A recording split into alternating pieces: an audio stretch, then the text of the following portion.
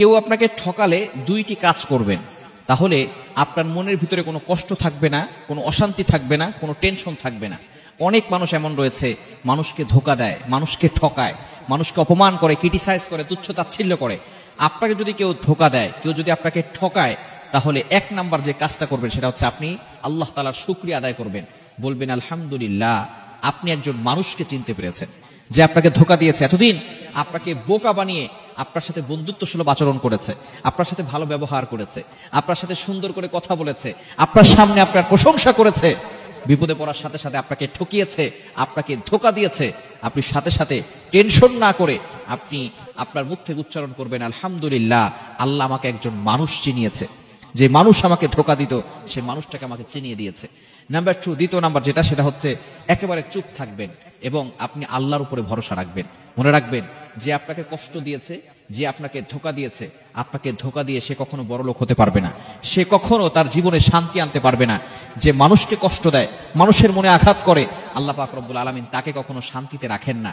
সুতরাং নবীজি সাল্লাল্লাহু আলাইহি ওয়াসাল্লাম জানিয়ে দিয়েছেন, সহিহ মুসলিম শরীফের হাদিস, আল মুসলিমু মান সালিমা আল মুসলিমুনা মিন লিসানিহি ওয়া ইয়াদিহি, a true Muslim is a person, প্রকৃত মুসলমান হচ্ছে ওই ব্যক্তি, those hand and mouth for safe everyone, যার হাত এবং মুখ থেকে সকল মুসলমান নিরাপদে থাকে। সুতরাং আপনাকে যে ধোকা দিয়েছে সে অবশ্যই কঠিন বিপদে পড়ে যাবে। আপনি শুধু সাইলেন্ট থাকেন, কিপ সাইলেন্ট, রিল্যাক্স, কুল, স্টপ, একেবারে চুপ থাকবেন এবং আল্লাহর উপরে ভরসা রাখবেন, হতাশ হবেন না। মনে রাখবেন, never lose hope, never give up. মুমিন কখনো আশা হারায় না, মুমিন সব সময় আল্লাহর উপরে ভরসা রাখে। আপনি আল্লাহর উপরে ভরসা রেখে বলেন হাসবুনাল্লাহু ওয়া নি'মাল ওয়াকিল, আমার আল্লাহ আমার জন্য যথেষ্ট।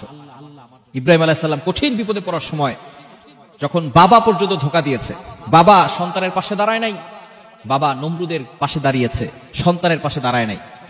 সে আগুন প্রজ্বলিত করা হয়েছে, ইব্রাহিম আলাইহিস সালামকে আগুনে নিক্ষেপ করবে, তিনি সেদিন বাবার কাছ থেকেও অবহেলিত হয়েছেন এবং তিনি সেই সময় কাউকে তার সাপোর্ট হিসেবে মেনে নেন নাই। তিনি বলেছেন আমার আল্লাহ আমার জন্য যথেষ্ট, হাসবুনাল্লাহু ওয়া নি'মাল ওয়াকিল।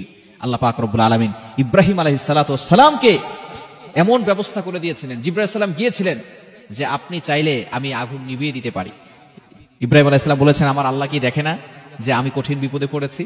যদি আমার আল্লাহ চায় আগুনে আমাকে নিক্ষেপ করা হোক আর আমি আমার জীবন বিলীন করে দেই, তাহলে এই জীবন যদি লক্ষবার দেওয়া হয়, লক্ষবার আল্লাহর জন্য জীবন আগুনে শুধু নয়, যে কোনো জায়গায় এই জীবনটাকে বিলীন করতে প্রস্তুত আছি। কিন্তু আমার আল্লাহ যদি আমাকে হেফাজত করতে চান, দুনিয়ার কারো কোনো উপকার আমার দরকার নেই, আমার আল্লাহ আমাকে হেফাজত করবেন। হাসবুনাল্লাহু ওয়া নি'মাল ওয়াকিল। সূরা আলে ইমরানের 173 নম্বর আয়াতে আল্লাহ তাআলা জানিয়ে দিয়েছেন ইব্রাহিম আলাইহিস সালামের কথাটা, হাসবুনাল্লাহু ওয়া নি'মাল ওয়াকিল, আমার আল্লাহ আমার জন্য যথেষ্ট। সাথে সাথে আল্লাহ পাক রব্বুল আলামিন আগুনকে অর্ডার করেছেন ডিরেক্টলি, কুলনা ইয়া নারু কুনি বারদাও ওয়া সালামান আলা ইব্রাহিম, আগুন তুমি শীতলময়, ইব্রাহিমের জন্য শান্তদায়ক এবং শান্তিদায়ক তুমি হয়ে যাও।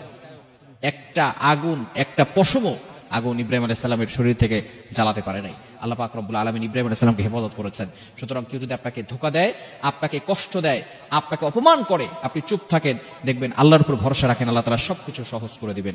আল্লাহ তাআলা আমাদের সকলকে বোঝার তৌফিক দান করেন।